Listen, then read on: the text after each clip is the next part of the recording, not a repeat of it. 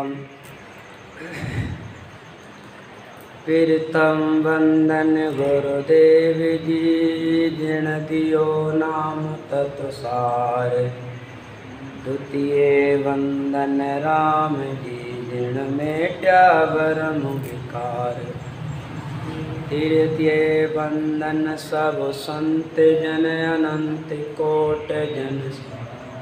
जाकी पदरज परसता, हंस उतर जाए। शरणो सतगुरु दयाल को, मुख हृदय हरि नाम। नित प्रत संगत साध, आजीवन मुगत। नमो नमो सुख राम जी, राम संत गुरु जन राघो वंदन करे। चरण कमल की नमो राम केवल ब्रह्म, सतगुरु सतभगु जन सुख सारण। वंदन करे आदि अंत राम गुरुदेव जी को। श्री श्री अनंत बार बार श्री संता को प्रणाम रे। पर क्यों प्रणाम सिर निभाए, पर पाए मेरे ताए।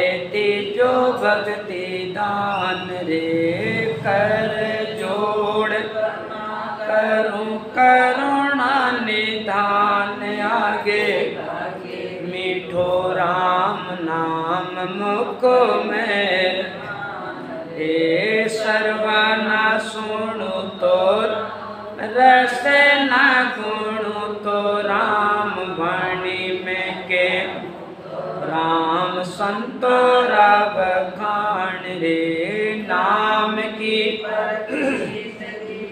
नाम को प्रकाश की जो, नाम की प्रतीत सुख शरण साची। दिन बोलो अनंत श्री दरियाव जी महाराज ने दिन हो। परम दयाल सतगुरु ब्रह्म जी महाराज ने दिन हो। अनंत श्री सुख सारण जी, अनंत श्री राघोदास जी महाराज दिन हो। अनंत श्री सुख सारण जी महाराज ने दिन हो। राम गुरुदेव जी महाराज ने दिन हो। सतगुरु वाणी जी महाराज ने दिन हो। राम सवा सु राम जी राम राम मारो।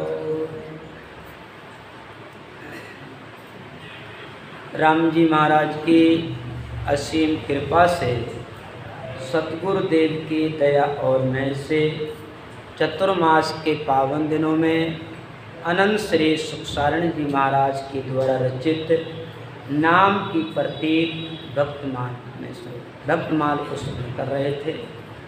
भक्तमाल में आज कौन सा प्रसंग चलेगा उसको ध्यान पूर्वक श्रवण करेंगे। नाम की प्रतीत पिपो पड़ियो है समुद्र माए द्वार का को देख आयो कहता बेपुराण रे। नाम की प्रतीत सिंह सिंगड़ी निभायो शीसे मानस से चौड़ाई गए मानस से चौड़ाई गाय गयो गुरु ज्ञान रे।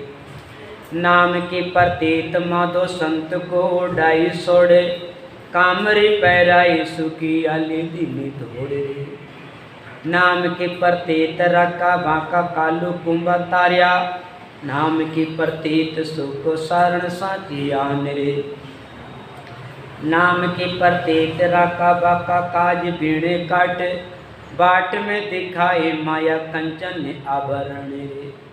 राके देख राली रेत बाके जो प्रगट कर हरे नाम देख लिया इचे रजमान रे। दिन बोलो परम दयाल सतगुरु ब्रह्म जी महाराज ने दिनों नाम की प्रतीत राका बाका काज बीड़े काट बाट में दिखाई माया कंचन आवरण रे। राका जी और बाका जी का प्रसंग है। राका जी बाका जी परमात्मा के बहुत ही प्यारे भगत हैं। दोनों ही पति पत्नी दोनों ही भक्ति करते हैं और जीवन में कोई काम नहीं, कोई इच्छा नहीं, कोई स्वार्थ नहीं, निष्काम भाव से, निस्वार्थ भाव से निरंतर परमात्मा का भजन करते हैं और अपनी उदर पूर्ति के लिए जंगल में जाते हैं, सूखी लकड़ियों को बीन करके लाते हैं, उनको बेचते हैं और बेच करके अपनी उदर पूर्ति करते हैं, पेट को किराया देते हैं और निरंतर भगवान के भजन में लगे रहते हैं। और ये गरीब भी थे भाई, राम जी के भगत तो गरीब ही होते हैं।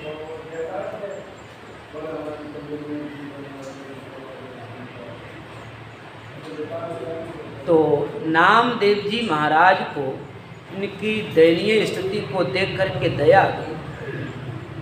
नामदेव जी महाराज कहने लगे, नामदेव जी महाराज प्रार्थना करिए, हे प्रभु आपके ऐसे प्यारे भगत, अनन्य भगत, तो आप इनको धन क्यों नहीं दे देते?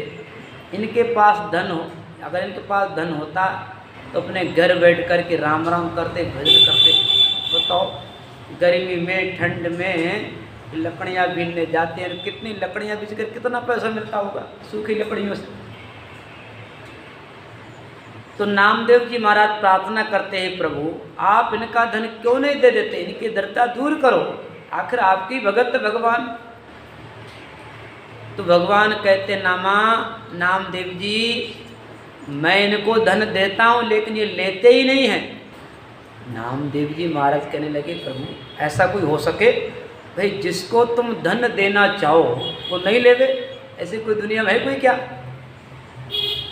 भगवान कहते हैं, नामदेव जी मैंने घनी कोशिश करी, मैं इनको धन दे दूं तो आराम से ये भोजन प्रसाद मिले और भजन करें। नामदेव जी महाराज कहते हैं, प्रभु आप इनको धन तो देखो, आप मेरे सामने धन दीजिए, अच्छा क्यों नहीं लेंगे? भगवान बोले थे, ठीक है नामदेव जी चलो इनको धन देते हैं, चलो मेरे साथ चलिए। अब भगवान नामदेव जी महाराज को साथ लेकर के जाते हैं कि जिस जंगल में नामदेव जी महाराज राका बाका जी अपनी लकड़ी बीनने जाया करते थे। जैसे ही भगवान ने नामदेव जी महाराज ने देखा कि राका बाका अपने सिर पर लकड़ियों का गट्ठर लेकर के घर आ रहे हैं, तो भगवान ने क्या किया, नामदेव जी के महाराज के सामने रास्ते में एक बढ़िया सुंदर सोने का हार और कुछ स्वर्ण मुद्राएं, कुछ पैसे, सोने के पैसे स्वर्ण मुद्राएं वहाँ रास्ते में डाल दिया, रख दिया। और दोनों ही नामदेव जी महाराज और भगवान झाड़ी में छिप जाते हैं और छिप करके देखते हैं। उधर राका जी बाका जी आ रहे थे, राका जी आगे आगे, राका जी और बाका जी उनकी पत्नी का नाम था। राका जी का नाम और बाका उनकी पत्नी का नाम। तो उनके अंदर बड़ा शिष्टाचार था, हमेशा बाका पीछे चलती थी और राका आगे चलते थे। भाई हमेशा पति को आगे रहना चाहिए, भाई कहीं भी सफ़र करो तो पति को आगे और पत्नी को पीछे चलना चाहिए। ऐसा नहीं आज के ज़माने की तरह, या तो घर वाली चलेगी तो आगे चलेगी, नहीं तो उंगली पकड़ कर चलेगी, बराबर में जैसे कोई भाई बहन जा रहे हो। आज ऐसा देखने को मिलता है, लेकिन पुराने समय बड़ी मर्यादा थी, सभ्यता थी, बड़ा मर्यादा में रहते थे। तो राका जी आगे आगे चलते हैं, उनकी धर्म पत्नी पीछे पीछे चल रही है। राका जी चलते चलते उनकी नज़र पड़ गई, अरे ये तो सोने का हार पड़ा है, सोने की मोर हो सकता है किसी का यहाँ कोई गिर गया हो, भूल में रह गया हो। उन्होंने देखा कि मेरी घरवाली तो पीछे आ रही, आखिर स्त्री की जात है, हो सकता सोने का हार देख कर के उसके मन में आ जावे तो उठा लेवे। राका जी ने क्या किया, उसके पास जाकर के पैर से धूल डाल दी, मिट्टी डाल दी उसके ऊपर, ये छिप जाए। अब बाका जी ने माका जी कहने लगे, महाराज तुम क्या करते हो, धूल पे धूल डालते हो। माका जी बेचारी, अरे राम राम, ये तो मेरे से बढ़कर निकली। देखो इसको सोने का हार तो मिट्टी जैसा दिखाई दे रहा है। वास्तव में भक्त के लिए ऐसा होना जरूरी है। पर नारी को माता समझो और परदन धूल समान रे, ऐसा जीवन होना चाहिए हम सभी का, राम शनि का। पर नारी को माता समझो और परदन धूल, पराय धन को धूल के समान समझना चाहिए। माका जी कहने लगे, माका जी आज मैं समझ गया कि आप तो भजन में, भक्ति में मेरे से आगे बढ़कर हैं। इस तरीके से उधर भगवान कहने लगे, नामदेव जी देखा, देख लो इन्होंने सोने का हार, ये स्वर्ण मुद्रा, धन नहीं उठाया। ये मेरे ऐसे अनन्य भगत हैं, भले ही भूखा रहना कबूल है, लेकिन पराये धन को हाथ नहीं लगाते हैं। ये तो निस्वार्थ भाव से, निष्काम भाव से मेरा निरंतर ध्यान करते हैं। और भगवान कहते हैं, अगर तुमको और नहीं विश्वास होता है तो चलो मैं तुमको और एक सीन दिखाता हूँ। ठीक है, अब कृष्ण भगवान नामदेव जी महाराज को उस जंगल में, बाग में लेकर के गए थे जहाँ लकड़ियाँ बीनते थे। उन्होंने, भगवान ने कहा कि नामदेव जी ऐसा करो, फिर राका वाका इसी बाग में आते हैं लकड़ी बीनने के लिए, ऐसा करो अपने ढेर सारी जगह जगह लकड़ियाँ इकट्ठी कर दो। उनको लकड़ियों को बीनने में, इकट्ठा करने में समय लगता है, और अपने पहले से जगह जगह लकड़ी को इकट्ठा करके रख दो, गठरी बांध के रख दो, आएंगे उठाएंगे, सिर पे चले जाएंगे और जल्दी फ्री हो जाएंगे। अब भगवान और नामदेव जी महाराज बाग में लकड़ियों को जगह जगह इकट्ठा कर देते हैं, कहीं गठरी बांध के रख देते हैं, तब वापस आ जाते हैं। दूसरे दिन उनका रोज का काम था, राका जी बाका जी का रोजाना अपने लकड़ियाँ बीनना, बेचना और उधर पूर्ति करना। जैसे वो राका बाका बाग में गए, उन्होंने देखा, अरे आज तो अपने से पहले कोई यहाँ आया है, लकड़ियों को इकट्ठा करके गया है, अपने इन लकड़ियों को हाथ नहीं लगाना है। किसी ने कितनी मेहनत से, लगन से एक जगह जगह लकड़ी इकट्ठी करी हैं, अपने को हाथ नहीं लगाना, अपने को शोभा नहीं देता है। बोले आज अपने इस बाग में नहीं, अपने दूसरे बाग में चलो। अब वो वहाँ जब दो लकड़ियों को इकट्ठा देख ले तो भी हाथ नहीं लगाते, हो सकता है ये भी किसी ने इकट्ठी करी हो। वो आगे जा कर के दूसरे बाग में एक एक लकड़ी करके बीनने लग जाते हैं। और इधर से भगवान कृष्ण भगवान और नामदेव जाते हैं। भगवान कहते, देखो नारद जी, देखो नामदेव जी, देखो इन्होंने हाथ नहीं लगाया। ये जीव की त्यों अपने लकड़ी इकट्ठी करके गए थे, जीव की त्यों रखी हुई हैं, इन्होंने हाथ नहीं लगाया। तो ये मेरे अनन्य भक्त, प्यारे भगत हैं, इनके जीवन में कोई काम नहीं, कोई स्वार्थ नहीं। तो संत कौन है कि काम नहीं, क्रोध नहीं, लोभ नहीं, जाको नाम संत है। संत कौन होते हैं? जिनके जीवन में कोई कामना नहीं, कोई क्रोध नहीं, लोभ नहीं, लालच नहीं, और जो अपने संयम से रहते हैं, राम जी का भजन करते, वो संत हैं। संत की पहचान बताई है अपने महाराज जी ने, वाणी जी महाराज में, चाहे वो स्त्री हो चाहे वो पुरुष हो, जिसके अंदर ऐसा संयम, ऐसा नेम है, वो स्त्री भी संत है। शीलवंत सुई जान, नार परणे सुई साची, और सकल माँ बहन संग बरते ने काची। हरस बिना ले नहीं गौ बेटी ने छेड़े, बिन आदर नहीं जाए काऊ गर्दन टेढ़े। सुकरामे सोपण व्रत ले, भजन करे कौन सोए। सो नर नारी संत हैं और भिखारी होए। सो नर नारी संत हैं। कौन? शीलवंत सुई जान, जिसके अंदर शील वृत्ति है। अगर पत्नी है तो उसको पतिव्रत धर्म का ध्यान रखना चाहिए, और पति है तो उसको पत्नी व्रत का ध्यान रखना चाहिए। शीलवंत सुई जान नार परणी सुई सांची। शीलवान इसको कहते हैं जिसके साथ फेरे हुए हैं वो अपनी धर्म पत्नी, बकाया सब कैसी हैं, माताएं बहनें हैं। ऐसा जिसके जीवन में पवित्र धर्म है वो संत हैं। शीलवंत सोई जान नार परणी सुई सांची, और सकल महावैन संग वर्ती नहीं काची। हर्ष बिना नहीं ले गौ बैठी नहीं छेड़े। कोई खुशी से देवे तो ले लेवे, लेकिन जबरदस्ती नहीं करे। हर्ष बिना ले नहीं गौ बैठी नहीं छेड़े। कहीं भी नहीं गौ माता गाय बैठी है तो उसको बेफालतू में नहीं छेड़ना चाहिए, इसको लात में मारना चाहिए, हटाना नहीं चाहिए। गौ बैठी नहीं छेड़े, बिन आदर नहीं जाए काऊ घर बिरतेड़े। बिना आदर के बुलाए किसी के घर नहीं जाए। सुखराम ऐसो पण व्रत ले, भजन करे कौन तो होए। सो नर नारी संत और बेकारी वे हैं नर नारी संत।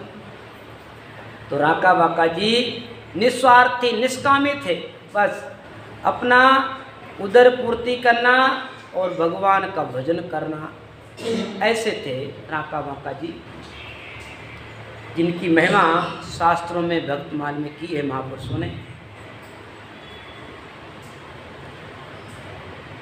नाम की प्रतीत राका बाका काज बीड़ काट, बाट में दिखाई माया कछ आवरण। राके देख राली रेत माँ के जो प्रकट करी, हर नाम देख लिया इचरत मान। नाम के प्रतीत केवल कुबो राक कूपमाए, भोजन ने कुकिया तीस तास लसु गण रे। वर्ण अवर्ण ऊंच नीच जो उधारे राम, नाम की प्रतीत सो को शरण साची आन रे। अबे नाम की प्रतीत केवल कुबा कुबो राक कूप माए। यहाँ कुबा जी महाराज का प्रसंग है। कुबा जी का पहला नाम केवल राम जी था, केवल राम। तो केवल राम जी का नाम था। राम जी के बहुत प्यारे भगत थे, बड़ा संत सेवी थे। संतों के दर्शन करने से बड़ा राजी होते थे, और संतों की सेवा मिल जाए तो बहुत ही आनंदित होते थे,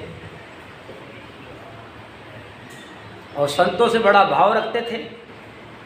एक दिन की बात, कोई संतों की मंडली इनके घर पे आ गई, तो बड़ा खुशी, उनको बड़ा आदर सम्मान का तो उनका स्वागत किया, उनको घर में आसन दिया, उनको बिठाया।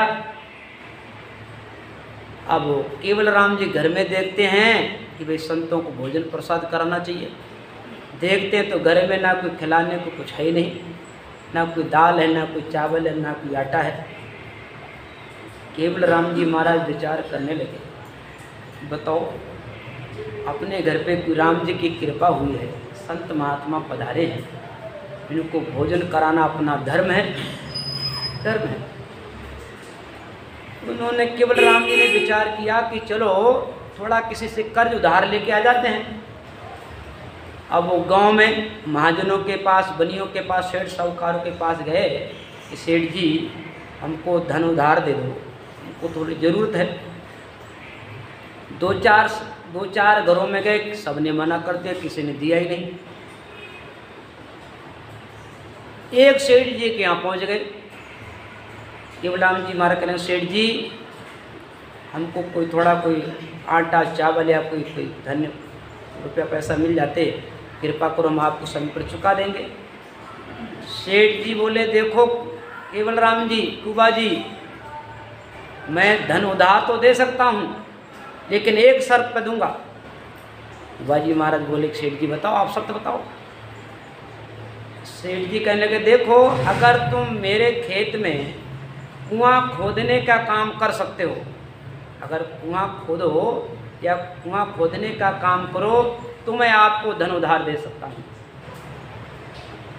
कुबा जी महाराज बोले, ठीक है सेठ जी, पहले मैं हमारे घर पर संत महात्मा आए हैं, उनकी मैं सेवा कर लूँ, जब सेवा से फ्री हो जाऊँगा फिर आप जो बताओगे वो करने को तैयार हूँ। सेठ जी ने उनको कुछ धन दे दिया, आटा चावल दे दिया और दाल दे दी कि ले जाओ से कुबा जी। अब कुबा जी महाराज आटा चावल दाल को लेकर के घर जाते हैं। बड़े आदर से प्रेम से भोजन प्रसाद बनाते हैं भाव से और संतों को जिमाते हैं। जब संत महात्मा भोजन प्रसाद जिम करके उनको आशीर्वाद दे करके वो तो रवाना हो जाते, चले जाते हैं। अब कुबा जी महाराज को याद आती है, अरे अपने तो सेठ जी से धन उधार लेकर के आए, वो भी कौल वचन दे करके आया हूँ कि मैं कुएं खोदने का काम मैं कर दूंगा। तो केवल राम जी महाराज सेठ जी के घर गए, सेठ जी से कहा कि सेठ जी बताओ कि कहाँ पर कुआं खोदना है। तो सेठ जी कुबा जी महाराज को लेकर के खेत पे गए, गांव के किनारे खेत था, और कहा बोले यहाँ पर कुआं खोदो। अब कुबा जी महाराज जिनका नाम केवल राम जी अपने फावड़ा लेकर के कुएं को खोदने लग जाते हैं। वो ज्यों फावड़ा मारते त्यों उनके मुख से राम निकलता है, क्यों फावड़ा मारे, हर फावड़ा में हर श्वास में उनके मुख से राम राम राम। ऐसा केवल राम जी का जीवन था हमेशा। उठत राम बैठत राम जोबत राम राम कयो है, जागत राम सोबत राम धाम राम राम कयो है, और खावत राम पीवत राम बोलत राम राम कयो है, कि लेतऊँ राम देतऊँ राम, लेते भी राम और देते भी राम। कि लेतऊँ राम देतऊँ राम सुंदर राम राम कयो है। ऐसा जीवन था केवल राम जी महाराज कुबा जी महाराज का कि हर श्वास में उनके मुख से राम राम राम। जो भी काम करते थे, काम करते भी राम राम, और बोलते भी तो भी बातें तो जरूर करते थे, लेकिन उनका ध्यान राम जी की तरफ रहता था। जैसे पिण्यारी होती ना, पिण्यारी होती है तो अपने सिर पे पानी से भरी हुई मटकी कर लेकर के चलती है, लेकिन वो अपनी सखी सहेलियों से बातें करती जाती है, उसका ध्यान कहाँ होता है, मटकी में होता है। कि सुमरण के सुध यूं करो ज्यों गागर पणहार, कहत कबीर बोलत चालत पल पल ले ये समार। तो कुबा जी महाराज का ऐसा जीवन था, जो भी काम करते थे, काम करते हुए निरंतर उनके मुख से राम जी का नाम आता रहता था, सुमन करते रहते थे, भजन करते रहते थे हमेशा। उठत राम बैठत राम जोबत राम राम कयो है, जागत राम और सोबत राम धाम राम राम को है। लेतऊँ राम देतऊँ राम और सुंदर राम राम। ऐसे प्यारे भक्त थे कुबा जी महाराज। जब कुबा जी महाराज सेठ जी का कुआं खोद रहे थे, हर श्वास उनके मुख से राम जी का नाम निकल रहा था। अब जब कुआं खोदने लगे तो कुछ समय बाद कुआं खुदने लगा। अब काफ़ी गहरा कुआं खोद दिया, अब कुआं पूरा ही होने वाला था, वो कुआं खुदने वाला था। कोई होनहार की बात थी कि जैसे आज चारों तरफ की मट्टी धसी तो कुबा जी उसके अंदर ही दब गए, अंदर ही दब गए। जब अंदर दब गए तो गांव वालों ने देखा कि अब कुबा जी महाराज कुएं से निकालने से कोई फायदा तो है नहीं। अब वो इतनी गहराई में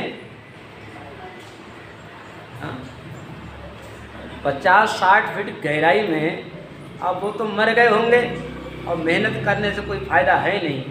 इसलिए गांव वाले तो वो अपने घर चले गए, उन्होंने कहा ठीक है। अब उनको पूरे गांव में खबर चल गई कि कुबा जी तो कुआं में दब गए और बस उनकी राम नाम सख्त हो गई। लेकिन वो भगवान अनन्य भगत थे, प्यारे भगत थे, तो राम जी की ऐसा कृपा हुई, तो कुएं की तली पे जैसे पहुँचे तो वहाँ एक कोई भाटा था, वो ऐसे सीधा इनके पीठ के पीछे खड़ा हो गया और उस पर ढेर सारी मिट्टी पच और शरीर उनका झुक गया। और लेकिन निरंतर वो राम जी का नाम जप रहते, राम राम राम निरंतर। जब उनको भूख लगती थी तो स्वयं भगवान उनको सोने के कटोरे में उनको भोजन पहुंचाते थे। वहाँ पर नित्य हमेशा ही भोजन पहुंचाते थे। तो नाम की प्रत्येक केवल कुबोरा को कोपमाए, भोजन को किया तीर्थ तासला सुवर्ण रे। भोजन को किया 30 तासला सुवर्ण रे। हाँ, तासला का 30 कटोरा 30 दिन, वो 1 महीने तक उसके अंदर ही रहे और राम जी का भजन करते रहे। और भगवान भी रोजाना उनको तासली में कटोरे में हमेशा उनको भोजन पहुंचाते थे। अब वो अंदर से भजन करते थे, राम राम करते थे, तो धीरे धीरे वो राम नाम की धुनी वो तो बेरा से ऊपर बाहर आने लगी, बाहर आने लगी। वो वाली बाहर राम राम राम के बाहर आने लगी। अच्छा, जो भी उधर से गुजरते थे उनको वो आवाज़ सुनाई देती। उनका अरे यहाँ तो केवल राम जी, तो कुआ जी महाराज कुआं में यहाँ तो दब गए थे और यहाँ से आवाज़ आ रही, इसका मतलब कि कुआ जी महाराज जीवित हैं। गांव वालों ने सलाह करी कि बात सही बन गई, इसमें तो आवाज़ आ रही, धुनी आ रही है, इसका मतलब कुआ जी महाराज जीवित हैं। अब गांव वालों ने इकट्ठा होकर के अब वो मिट्टी हटाने लगे, मिट्टी हटाने लगे। तो सब मिट्टी को आगे कर दिया, हटा दिया। और देखें कि कुआ जी महाराज के ऊपर एक पत्थर की शिला रखी हुई है और नीचे वो झुके हुए हैं।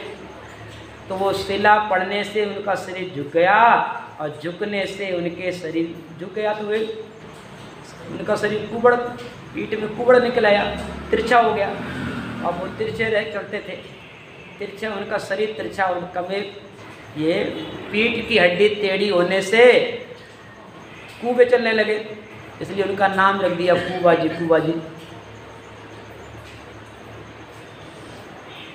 भोजन को किया 30 तासला सुवर्ण रे, वर्ण अवर्ण ऊंच नीच उदार राम, नाम की प्रतीत सो कुशरण साची आंदरे। जो परमात्मा को अपने सच्चे भाव से, निस्वार्थ भाव से पुकारता है, तो परमात्मा सब तरह से उनकी रक्षा करते हैं, उनकी व्यवस्था करते हैं। अब कुआ जी महाराज की टीका संपूर्ण हुई। आगे है, नाम के प्रतीत नाई सेना के समार किने, दार माई सार लेने भवानी चौहान रे। नाम के प्रतीत पेड़ो प्रसा को उठवाए, नाम के प्रतीत माले ना पे पाई पाण रे। नाम की प्रतीत नाई सेना की संवार किने। यहाँ पर नाई सेना, सेन जी महाराज का प्रसंग है। सेन जी महाराज परमात्मा के बहुत ही प्यारे भगत थे और इनका प्रसंग कई जगह आता है, एक भजन में भी आता है। जूठा फल शिवरी के एक सूरदास जी महाराज, सूरदास जी महाराज बहुत पहले हुए थे, तुलसीदास जी महाराज की लगभग समकक्ष हुए थे। सूरदास जी महाराज भी सेन जी महाराज का एक प्रसंग देख करके आए हैं कि जूठा फल शिवरी के खाए बहुविध स्वाद बताई, नृप के जूठा फल शिवरी के खाए बहुविध स्वाद बताई, प्रेम के वश नृप सेवा कीनी आप बने हर नाई। प्रेम के वश नृप सेवा कीनी आप बने हर नाई, सबसे ऊंची प्रेम सगाई, दुर्योधन के मेवा त्यागे साग दुर्ग खाई। तो यहाँ सेन जी का प्रसंग है। सेन जी महाराज परमात्मा के बहुत प्यारे भगत थे, निरंतर अपने ध्यान स्मरण करते थे, नित्य नौ टाइम टाइम भजन करते थे और राजा के यहाँ नौकरी भी करते थे। तो राजा क्या नौकरी करते थे, तो एक राजा को एक बार क्या हुआ, कोई गले में कोई फोड़ा निकल आया। जब फोड़ा निकल आया तो राजा को बड़ा दर्द हो गए, उनको बेचैनी रह गए, उसको नींद ही नहीं आवे। तो राजा ने कहा भाई तुम लोग मेरी सेवा करो, मेरे को रात में नींद नहीं आती, चैन नहीं पड़ता है। तो जितने भी कर्मचारी थे, सेवक थे, उन्होंने कहा भाई ऐसा करो, अपने राजा है, अपने मालिक हैं, तो भाई सब मिल करके इनकी सेवा करो। सब समय समय पर बारी बार, भाई एक आदमी भाई लंबे समय तक सेवा दे नहीं सकता, ऐसा करो अपने सब सेवक जितने भी यहाँ पर अपने हैं, राजा साहब के जितने भी नौकर हैं, वो सब राजा साहब की सेवा करो। सबका समय दे दिया गया था कि आज उसकी सेवा रहेगी, आज आपकी सेवा रहेगी, आज तुम्हारी सेवा रहेगी। इस तरीके से सब राजा की सेवा करने लगे। एक दिन की बात कि सेन जी महाराज की बारी थी। सेन जी महाराज को याद कर दिया गया, सेन जी कल तुमको राजा साहब की सेवा करनी है, राजा साहब के पास रहना है। सेन जी महाराज बोले ठीक है, तो मेरी बारी है, मैं तो जरूर। तो सेन जी महाराज अपने उनको याद रहे कि कल एक सेवा करनी है, अपने घर पहुंच जाते हैं, याद रहता है।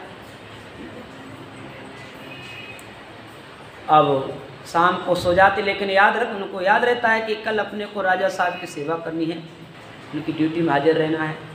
लेकिन जैसे ही सुबह हुए, अपने नित्य पूजा पाठ करके तैयार हुए, उसी समय कोई महात्मा आ गए, उनके गुरुजी और संत मंडली आ गई।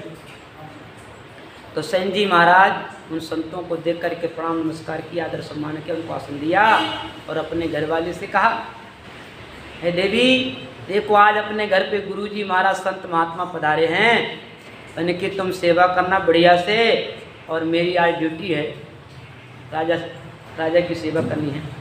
और धर्म पत्नी कहने लगी, देखो पतिदेव ऐसा मौका कब कब आएगा, सेठ जी राजा साहब की सेवा तो कल नहीं परसों कर देना, लेकिन ऐसा मौका कब कब आएगा।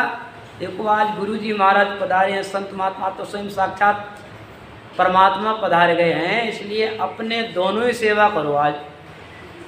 सेन जी के घरवाले कहने लगी, महाराज अपने आप दोनों सेवा करेंगे गुरुजी की। तो सेन जी महाराज अपने धर्म पत्नी की बात मान करके अब दोनों सेन जी महाराज, उनकी घरवाली उन गुरुजी की संतों की सेवा में लग गए। उधर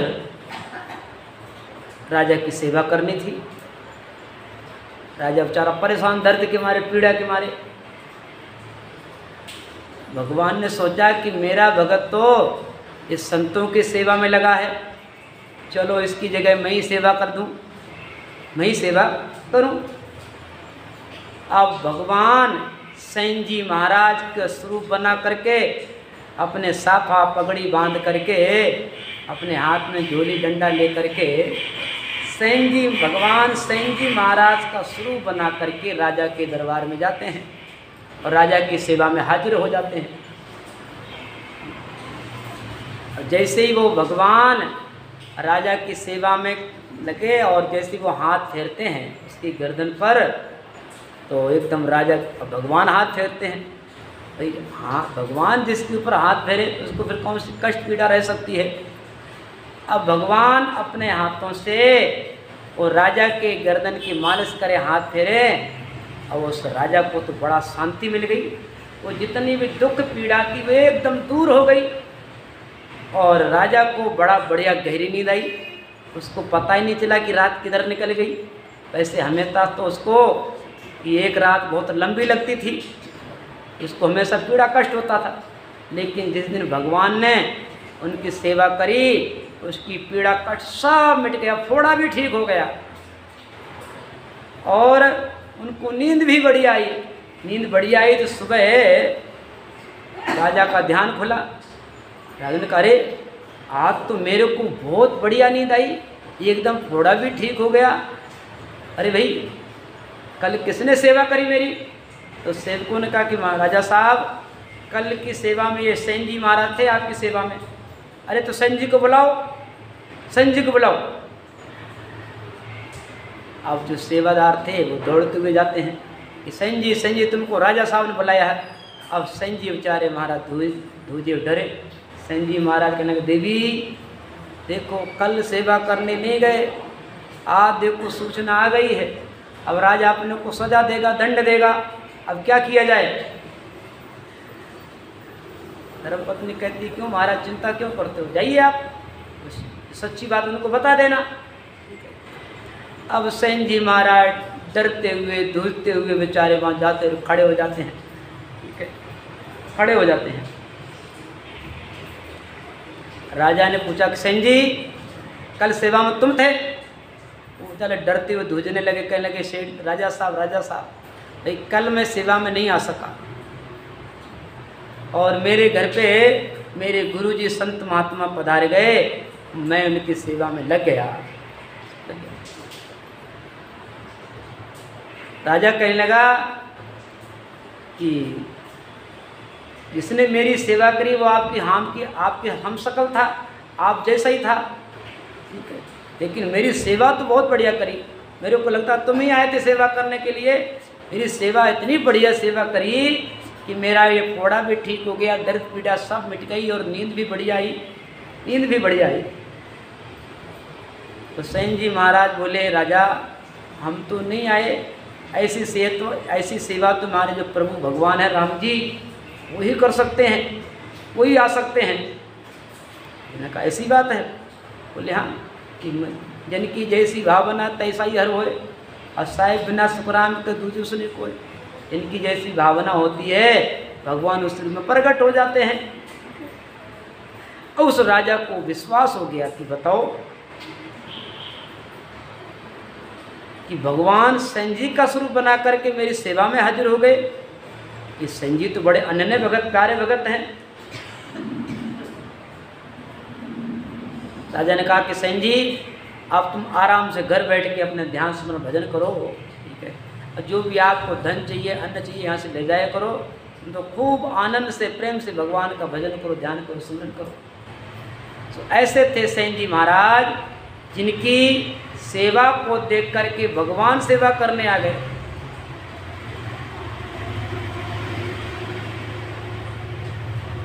प्रेम के बस नृप सेवा कीनी, प्रेम के बस यानी कि प्रेम के बसीभूत होकर के भगवान सेन जी का स्वरूप बना करके राजा की सेवा करने जाते हैं।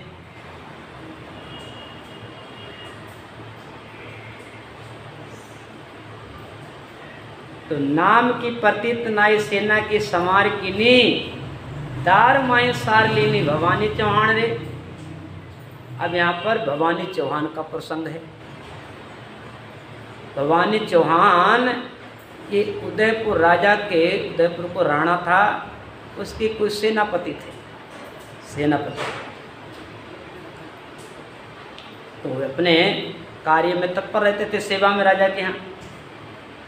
भवानी चौहान और सेनापतियों के पास तो किसी के पास हथियार होती हैं, तलवार होती है, सब सेनापति के पास तलवार होती है। एक बार ये भवानी चौहान को जंगल में घूमने के लिए गया।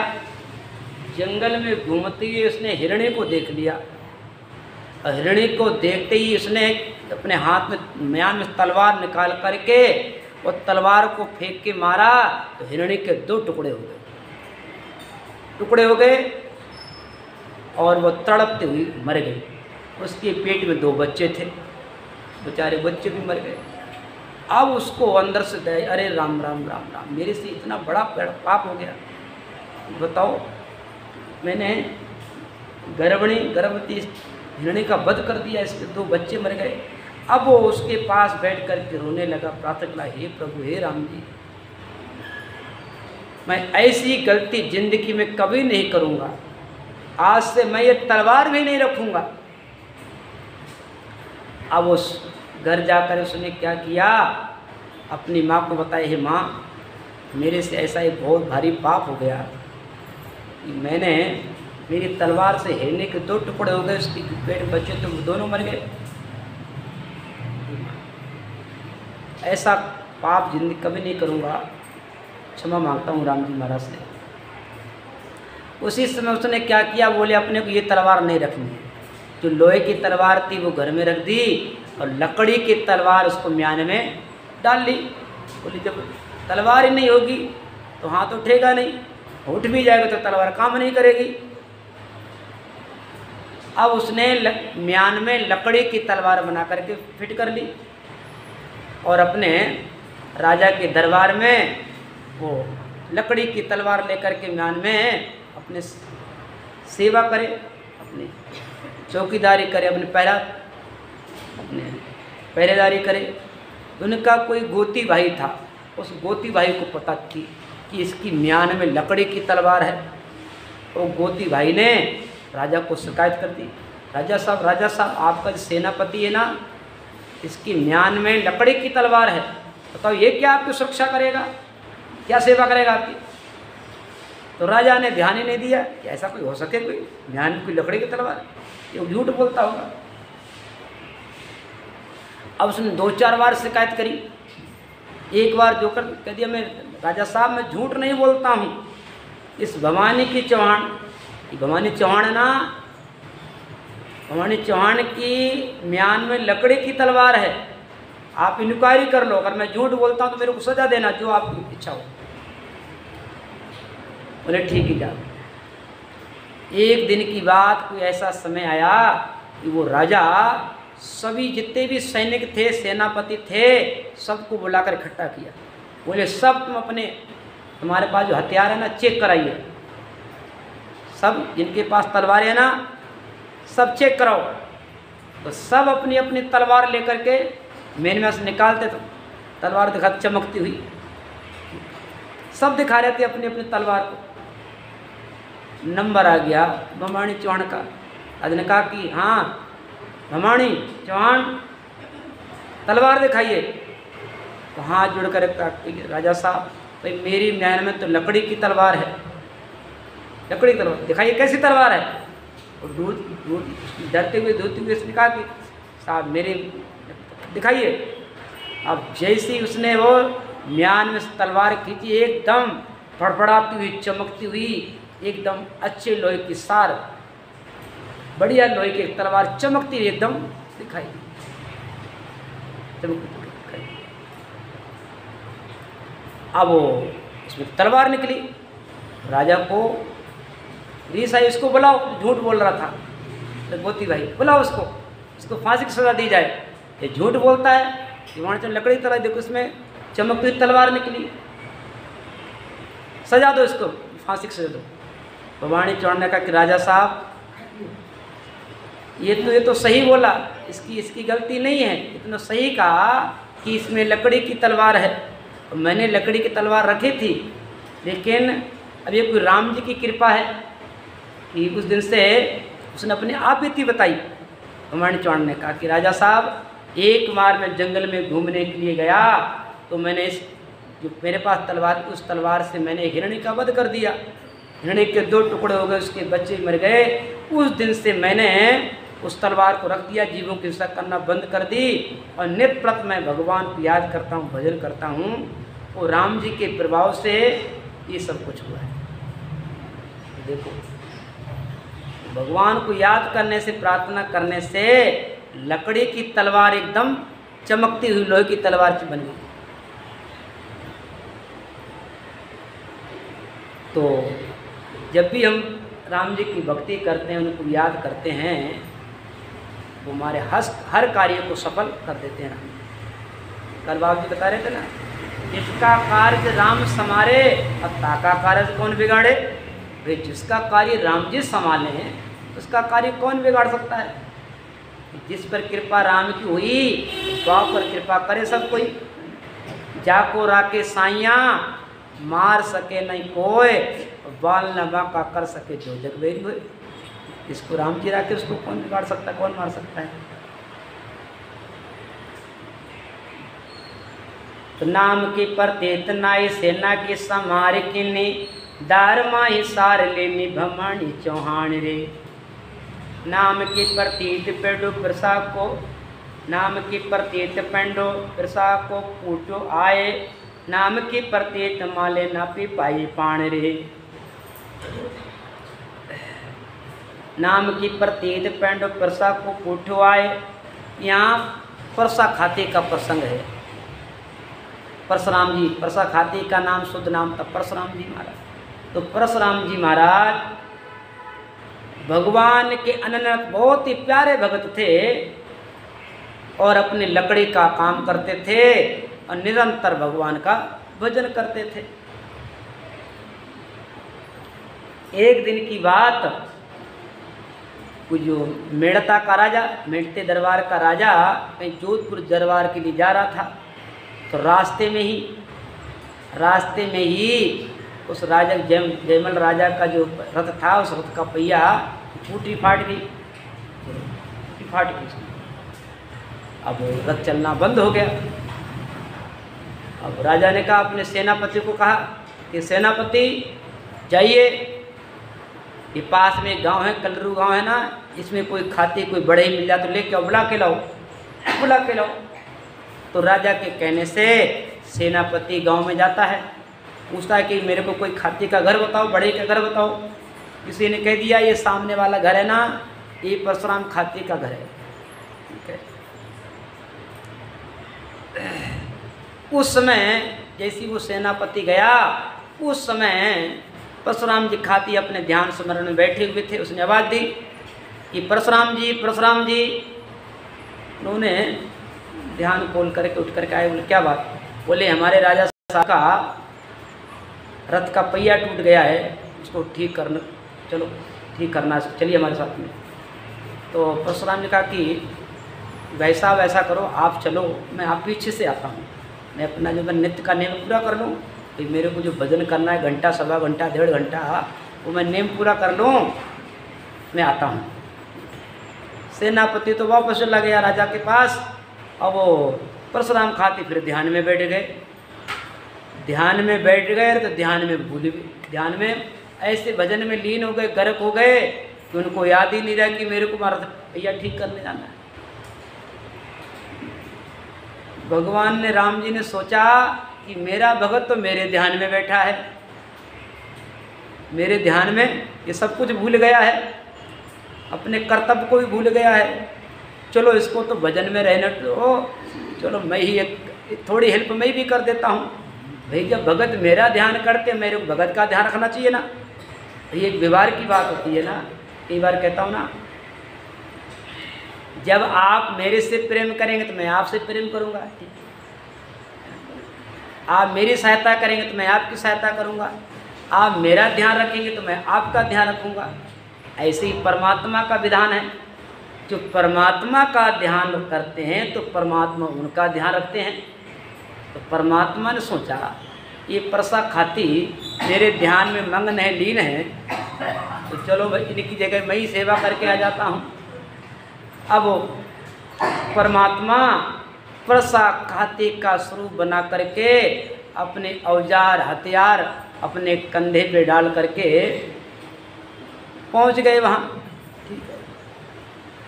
भगवान पहुँचने कहते राजा कौन सा पहिया ठीक करना है, उन्होंने इशारा किया। अब वहीं पास में पेड़ था, उस भगवान ने परशुराम जी खाते के रूप में आए थे भगवान ने क्या किया, एक पेड़ की टहनी तोड़ी, शाखा डाली तोड़ करके उसको ऐसे करके मोड़ करके और उसमें पुटी बना करके उसको रथ में फिट कर दिया कि कह दिया कि राजा हो गया ठीक, जा। अब जैसी राजा रथ पर बैठ करके चलता है तो कुछ सैनिक लोग सेवादार कह रहे कि राजा साहब ये जो नया पहिया सही हुआ है ना, ये तो अधर चल रहा है, अधर चल रहा है। राजा ने उतर के देखा कि अरे ये पहिया तो अधर चल रहा है, तो ऐसे पहिए सब होना चाहिए, ठीक होना चाहिए, ठीक होना चाहिए। तो राजा ने फिर सेनापति को कहा, सेनापति जाओ फिर उसी खाते को बुला के लाओ, अपने जो एक पहिया ठीक है, तीनों पहिया से ही बना देवे तो अपना हवा में उड़ने लग जाए, फिर भाई रथ अधर चलने लग जाए। सेनापति फिर जाता है, फिर जाता है, आवाज़ देता है कि परशुराम जी चलिए, हमारे राजा साहब ने आपको वापस बुलाया है, चलो। वो आपने एक पहिया ठीक किया ना, वो तीनों पहिया भी ऐसे करने हैं। तो परशुराम जी कहते हैं कि भाई वहाँ जाकर देखते हैं, कहते हैं भाई ये पहिया तो मैंने ठीक नहीं किया। बोले किसने ठीक किया ऐसा पहिया? बोले ऐसा पहिया तो प्रभु राम जी बना सकते हैं, ऐसा संसार दुनिया में कोई ऐसा कारीगर नहीं है जो ऐसा पहिया बना देवे। ठीक है। राजा ने कहा कि कल तुम नहीं आए थे ठीक करने के लिए? परशुराम जी महाराज बोले कि राजा साहब मैं कल नहीं आया, मैं तो कल अपने ध्यान में तो लीन हो गया, भूल गया कि मेरे को क्या करना क्या नहीं करना, मैं तो भजन में बैठा रहा। राजा बोला कि आपकी शकल का आप जैसा ही वो था जो जिसने पहिया ठीक किया। बोले मेरे जैसे तो भगवान हो सकते हैं, वो भगवान ही ऐसा पहिया ठीक कर सकते हैं। तो राजा को विश्वास हो गया कि बताओ, स्वयं भगवान परशुराम खाते का रूप बना करके आ गए, पहिया को फिट कर दिया। उस राजा ने कहा कि परशुराम जी आप परमात्मा के अन्य भगत हैं, आप तो ऐसा करो कि आप तो भजन करो और जो कुछ चाहिए बता देना। तो राजा ने उनको वो भूमि दान में दे दी परशुराम खाती को। और वहाँ आज भी बहुत सुंदर मंदिर बना हुआ है। जब अपने मेड़ता से गोटन की तरफ जाते हैं ना, तो वहाँ परशुराम खाती का रोड के पास बहुत सुंदर मंदिर बना हुआ है।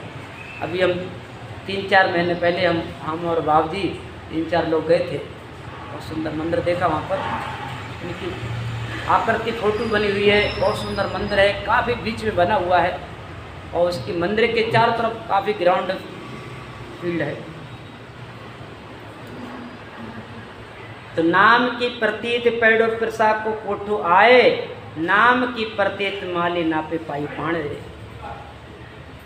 नाम की प्रतीत हारे हाली राखी त्रिलोक चंद, रोटा साटे करे बैठो भरियो पेट ताण रे।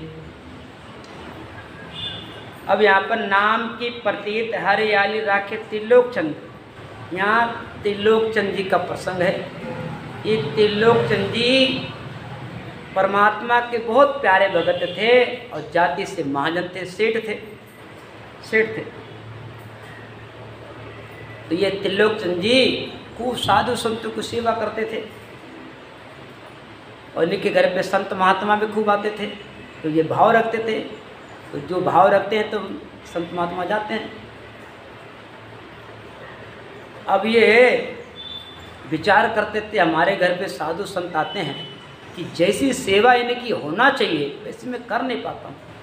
वो मन में बड़ा दुखी, मेरे को कोई बढ़िया कोई अच्छा नौकर मिल जाए, उस नौकर को रख लूँ और इन साधु संतों की खूब बढ़िया से सेवा, मनमानी सेवा होए तो कितना अच्छा रहेगा।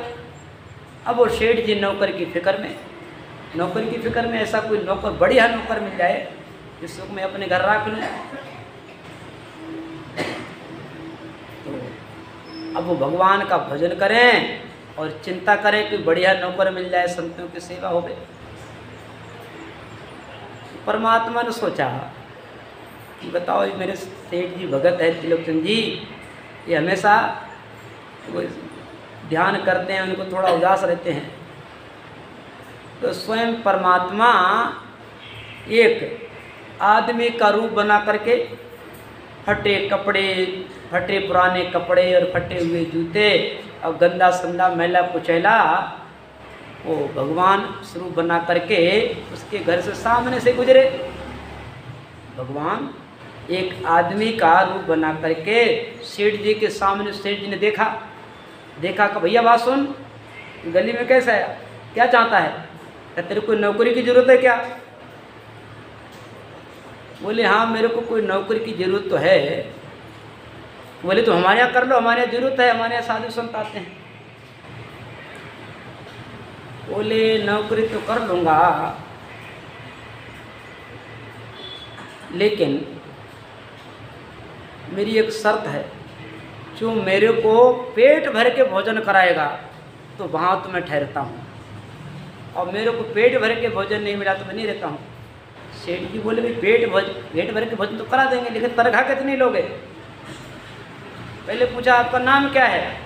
बोले भाई, सेठ कहने लगा कि भाई मेरे को लोग अंतर्यामी कहते हैं। अच्छा, तुम्हारा नाम अंतर्यामी है? तो ये बताओ, चलो हम आपको पेट भर के भोजन कराएंगे, लेकिन तुम तनख्वाह कितनी लोगे, पैसा कितना लोगे? बोले हम पैसा साथ नहीं लेते हैं, हमारी तनख्वाह नहीं लेते हैं, बस हमारी यही तनख्वाह है कि हमको बस सुबह शाम पेट भर के भोजन करा दो। ठीक है। तो और एक बात और है, तो जिस दिन मेरे को तनख्वाह तो नहीं लूँगा, और जिस दिन मेरे बारे में कुछ बोल दिया तो मैं फिर रुकूंगा नहीं, अगर मेरे बारे में कुछ बोल दिया तो सेठ जी ने, त्रिलोकचंद ने विचार किया, बताओ ऐसा भगत, ऐसा नौकर जो तनख्वाह नहीं लेवे, इससे बढ़िया नौकर कौन सा मिल सकता है? तनख्वाह पैसा नहीं लेवे, तो भोजन तो अपने खिला ही देंगे। सेठ ने सेठानी को कहा कि सेठानी जी, एक बहुत बढ़िया नौकर मिल गया है, वो तनख्वाह पैसा तो लेता नहीं है, लेकिन उसको पेट भर के भोजन कराना है। और उस नौकर की कोई खुराक थी तगड़ी, कुछ हमेशा 4-5 किलो आटे की रोटी अकेले जिम जाता। तो सेठ जी के कहने से सेठानी ने हाँ भर ली कि रख लो ऐसा नौकर, फिर क्या है। अब नौकर को रख लिया। अब से साधु संत महात्मा आते, अब वो नौकर क्या करता, उन संतों को गर्म पानी करके उनको स्नान कराता, उनके कपड़े धो करके सुखा देता और ला करके इकट्ठे करके गीला कर देता, उनको आसन लगा देता। वो नौकर बढ़िया सेवा करता साधु संतों की। लेकिन जब वो भोजन करने बैठता तो 2-4 किलो आटे की रोटी अकेले जिम जाता। सेठानी बेचारी परेशान, बताओ एक आदमी के लिए ये 3-3, 4-4 किलो आटे की रोटी बनानी पड़ती है, और सेठानी को पसीना पसीना हो जाता। ठीक है, बेचारी रोज़ परेशान कि कम लोग 2 किलो आटे सुबह रोटी बनाओ, 2 किलो आटे की शाम की रोटी बनाओ, बेचारी परेशान। अब वो एक दिन की बात, अब सेठानी को फुर्सत ही नहीं, 4-5 किलो आटे की रोटी बनाने में 2-3 घंटे लग ही जाते हैं, 2-3 घंटे सुबह, 2-3 घंटे शाम को, वो आधा दिन तो भोजन बनाने में लग जाता सेठानी को। सेठानी बेचारी परेशान हो गई। अब वो सेठानी एक घर से बाहर निकली तो पड़ोसन ने बुला लिया। पड़ोसन ने बोला कि अरे बहन जी बात सुनो, आजकल तुम घर से बाहर ही नहीं निकलती हो, ऐसा कौन सा काम तुम्हारे घर में आ गया है, तुमको फुर्सत नहीं है। अब वो सेठानी बड़े दुख से बोलती है कि अरे बहन क्या बताऊँ, हमारे घर में नौकर क्या आ गया है, वो ढेर सारी तो रोटी जीमता है, 4-5 किलो आटे की रोटी अकेले जिम जाता है, मैं तो परेशान हो गई। अब जैसी सेठानी ने वो नौकर की बुराई करी तो वो तो अंतर्यामी थे, भगवान थे, वो तो अंतर्यामी वहाँ से तो गायब हो गए। अब वो सेठानी घर में आती है तो देखते वो नौकर है ही नहीं। अब सेठानी ने सेठ जी को कहा, सेठ जी अपना तो नौकरी चला गया, अब कौन सेवा करेगा संतों की? बोले ऐसे कैसे चला गया, आपने कोई गलती कुछ कहा होगा। सेठानी कहने लगी कि मैंने तो कुछ नहीं कहा, मैं पड़ोसन से ज़रूर बात करती थी। बोले तुमने गलती करी है, बताओ इतना बढ़िया नौकर कहाँ मिलेगा। अब वो बड़ा दुखी, सेठ जी बताओ ऐसा नौकर कब मिलेगा, कहाँ मिलेगा जो बिना पैसे का नौकर। अब वो तो बड़े परेशान दुखी, अब वो तो बेचारे रोने लगे, चिल्लाने लगे, हाय मेरा नौकर, हाय मेरा नौकर। तो हाय नौकर कहते हुए तो भगवान प्रकट हो गए। कहने लगे कि भगवान कहने लगे सेठ जी क्यों परेशान हो, ठीक है मैं आ तो गया हाजिर आपके सामने। ठीक है, बोले आप कौन? बोले मैं आपका नौकर। तुरंत उस नौकर के रूप में भगवान उनको दर्शन दिए तो त्रिलोचन के चरण पड़ गए, हे प्रभु मैंने आपको पहचाना नहीं, बताओ आपको मैंने नौकर बना के रखा, अरे राम राम राम, मेरे को क्षमा करो। ऐसे थे त्रिलोकचंद जी महाराज।